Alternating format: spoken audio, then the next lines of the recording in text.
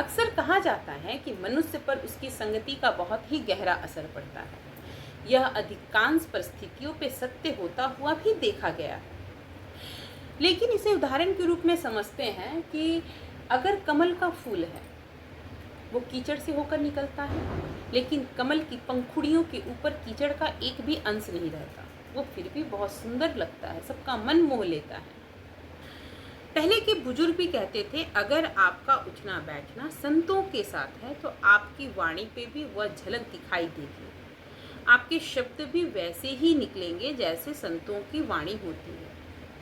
लेकिन इसके विपरीत अगर आपका उठना बैठना दुष्टों के साथ है तो वो आपके ऊपर असर डालता है। आपके शब्द भी उसी तरह प्रभाव दिखाते हैं।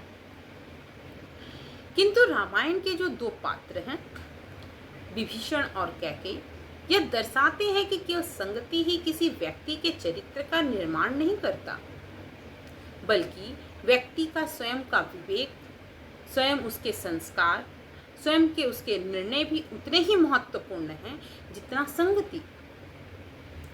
विभीषण जो राक्षस कुल में जन्मे थे और उनके भाई रावण थे।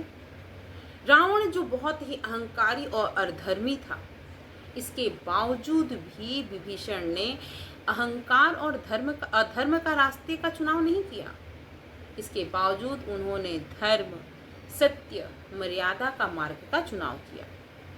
उन्होंने बार बार रावण को सही सलाह भी दी और उन्हें समझाया भी कि आप इस प्रकार का कार्य कीजिए, लेकिन वो नहीं सुना।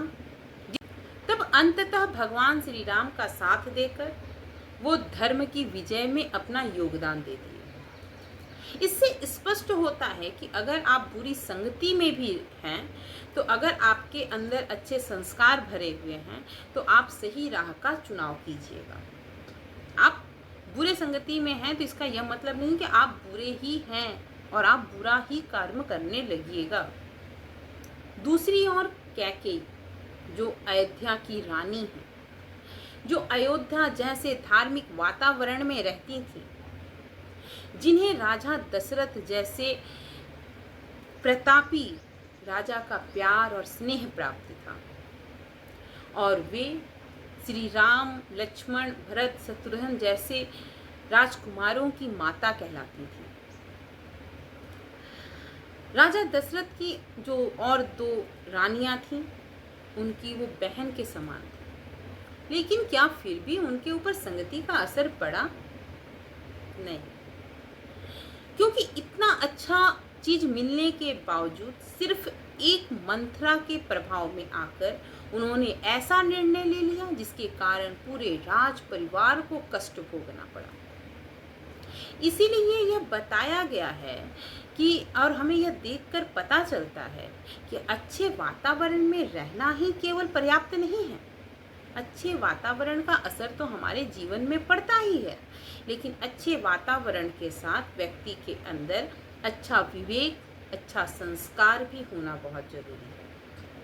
इसीलिए कहा जाता है कि व्यक्ति को केवल उसकी संगति अच्छी और बुरी नहीं बनाती, भले ही इसका प्रभाव उसके ऊपर होगा, लेकिन जो उसके विचारों को बदल देता है, जो उसके विवेक को परिवर्तित करता है, वो उसके संस्कार, चरित्र पर निर्भर होता है। रामायण के दो ऐसे पात्र हैं जो हमें शिक्षा देते हैं कि परिस्थितियों से अधिक महत्वपूर्ण हमारा स्वयं का निर्णय और स्वयं का विवेक है। तो हमें ऐसा कर्म और निर्णय लेना चाहिए जिससे सिर्फ हमारा ही नहीं, पूरे समाज का हित। हम ये कहते हैं कि अच्छा वातावरण तो होना चाहिए, ये जरूरी भी है।